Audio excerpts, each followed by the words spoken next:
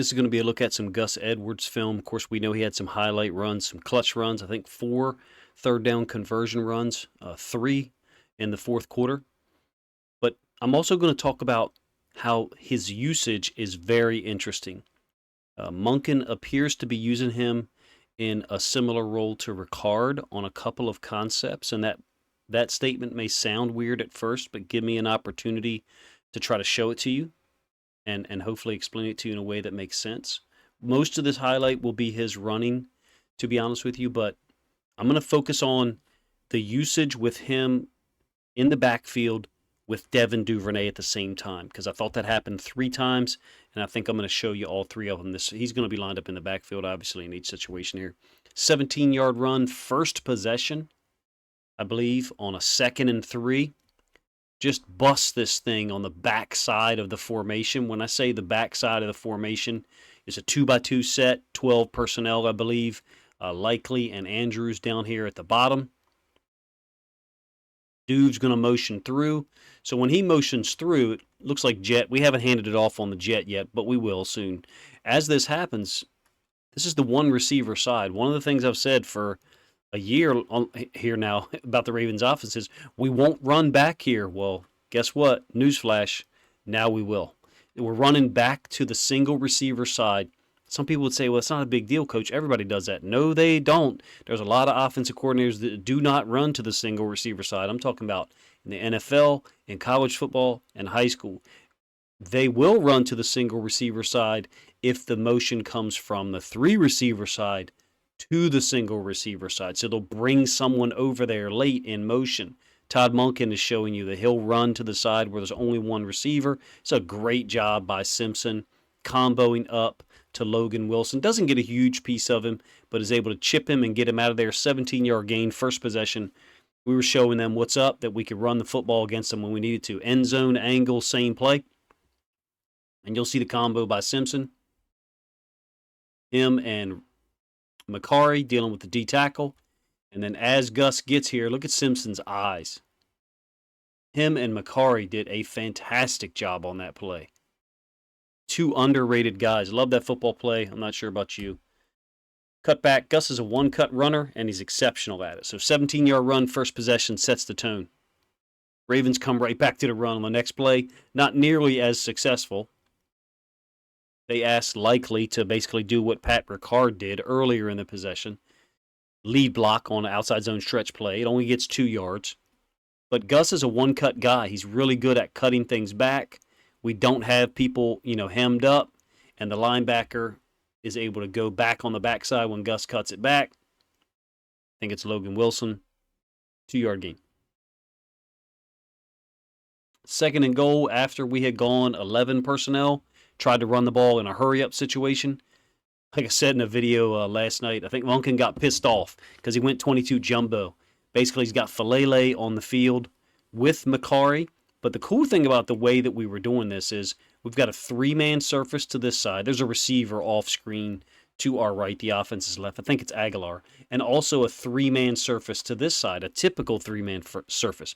The right guard, the right tackle, and then Isaiah Likely. Another way that we were doing this, though, was we were kicking Moses over to Macari's position, and then Macari would be here.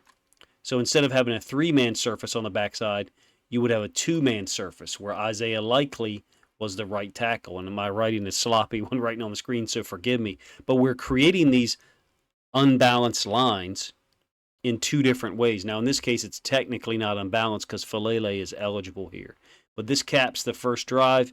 And again, it's a moment when the Ravens show we can bully you if we need to in these short yardage situations. If Gus gets downhill, it's over. It's always been that way in his career, and I don't see any reason why it'll change.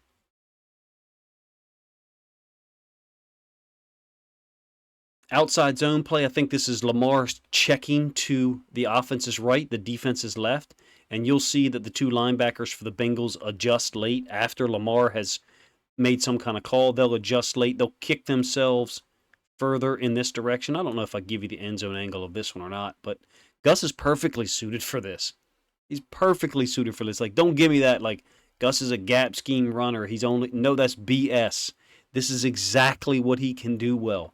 is get running downhill. The outside zone scheme gets you to the line of scrimmage untouched. Yeah, there's a huge hole here, but it gets you to the line of scrimmage untouched. Why?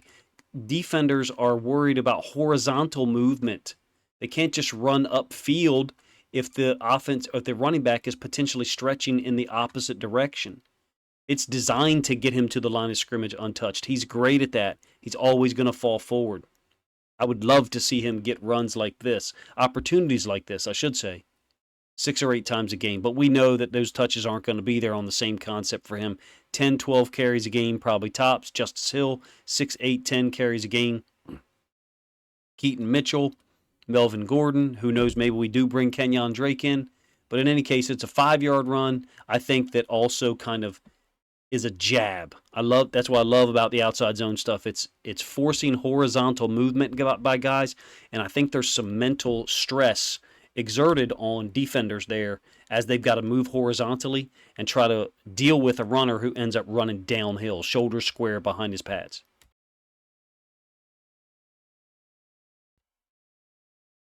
Last look at this one. Macari has sealed off Hendrickson along with Ricard. You can do it out of 21 personnel. You can do it out of 12 personnel. True unbalanced formation here. 20-yard run.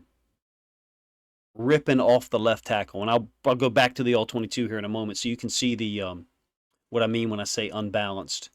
And you will get the end zone angle as well. This is why we were quick snapping a lot. I talked about that in a video a couple of times earlier this week. Moses is over there at left tackle, and then Macari is the second left tackle outside of him. Zeitler and Likely are on the backside. There is an element to this that I would suggest to you, based on my experience. You're not going to be able to do this all season. Line up unbalanced and just tell people where the football is going. I have to think that Monken has some other things in play for short yardage situations because we can't rely on this. Even though that wasn't a short yardage, that was a 1st and 10. It's a huge run to start a drive, I think.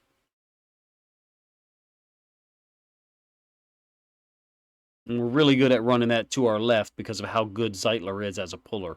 We don't really know about Simpson yet as a puller because we haven't seen it a lot like we have Zeitler. All right, here's the stuff that's really interesting to me. This is 21 personnel. And I remember seeing this in the game and thinking, who were the other people in the backfield? So that's Gus up top and Duve down the bottom. And then this is Ricard. So it's 21 personnel, but we've put Ricard at tailback, or excuse me, at tight end, and we've put Gus basically at the fullback position because this is a lead sweep. Now, it's not a huge gain. This came after Gus's 5-yard gain on the stretch concept. So it's only 2 yards, I think, creates a 3rd and 3. Stresses the defense horizontally. Additionally, you could do this without Ricard on the field. You could do this with a tight end on the field, so it'd be 11 personnel, and Gus could be your lead blocker. Is he as devastating a blocker as Ricard? Well, no. But he's willing, he's strong, and he's physical. Later on in the game, same situation. You got Gus, and you got Duve.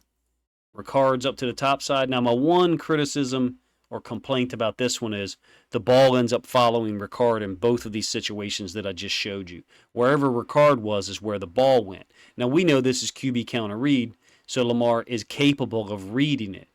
He could give the ball on the sweep, and I think that we should. I think that when we line up in this and we have QB counter read, I think we should give it. I think it should be a called give the first couple of times. You want your quarterback to have the power to read it, but I want to establish it in the defense's mind that we will give this so that Lamar is the check left hook or the 3 after a 1-2. I don't want Lamar to be the jab. I don't even want him to be the right cross. I want him to be the hook that just finishes it and makes it a complete knockout. It's a 6-yard gain, QB counter. I think Lamar runs up on the back of somebody or there's a defender there that kind of deals with Moses. But you can see the concept. Zeitler is kicking out the end man, and Moses is spectacular at pulling and leading. We don't get Lamar in as much space. Why? I think it's because of what I talked about. We need to give it on the sweep 2 or 3 times. Get some of these players, instead of their feet being here and here, maybe their feet are back over here. Maybe you get one of these other defenders widened up some.